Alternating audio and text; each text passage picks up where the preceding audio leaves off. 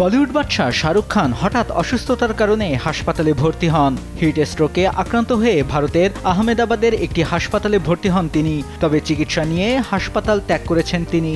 India today এক প্রতিবেদনে বিষয়টি নিশ্চিত করেছে।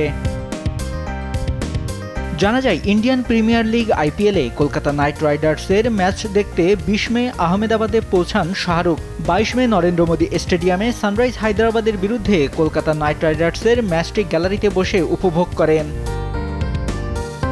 কেকেআরের জয়ের পর গ্যালারি ছেড়ে মাঠে নেমে এসেছিলেন শাহরুখ। ম্যাচ শেষের রাতে কেকেআর দলের সঙ্গে আহমেদাবাদের আইটিসি নর্দমা হোটেলে ফেরেন তিনি। তবে তাপপ্রবাহের মধ্যে পরদিন হঠাৎ অসুস্থ হয়ে পড়েন এই তারকা। তাৎক্ষণিক তাকে হাসপাতালে নেওয়া হয়। তবে পরিস্থিতি গুরুতর না হওয়ায় প্রাথমিক চিকিৎসা নিয়ে হোটেলে ফেরেন তিনি।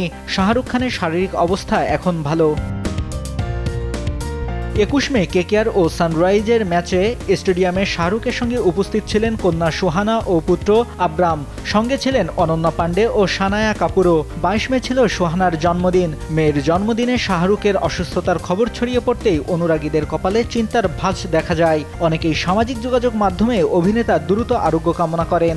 শাহরুখের হাসপাতালে ভর্তি হওয়ার খবরে মুম্বাই থেকে আহমেদাবাদে ছুটে যান তার স্ত্রী গৌরী খান। সংবাদ সংস্থা এএনআইয়ের ভিডিওতে দেখা যায়, হাসপাতালের সামনে দাঁড়ানো একটি BMW গাড়ি থেকে নেমে দ্রুত গতিতে হেঁটে হাসপাতালে ঢোকেন গৌরী। এদিন হাসপাতালে শাহরুখকে দেখতে হাজির হন অভিনেত্রী জুহি চাওলা ও তার স্বামী জয় মেহতা। কলকাতা নাইট রাইডার্সে এই অভিনেত্রীর স্বামীরও অংশীদারিত্ব রয়েছে।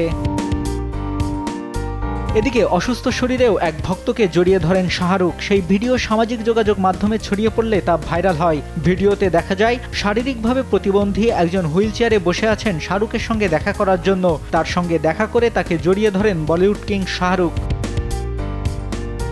গত বছরে পাঠান, জওয়ান ও ডানকির মতো একের পর এক হিট সিনেমা উপহার দিয়েছেন এই তারকা। সামনে তাকে কিং নামে একটি সিনেমায় দেখা যাবে। তবে সব ছাপিয়ে আপাতত আইপিএলে নিজের দল কেকেআরের উপর নজর রাখছেন তিনি। নিউজ ডেস্ক, দেশ টিভি।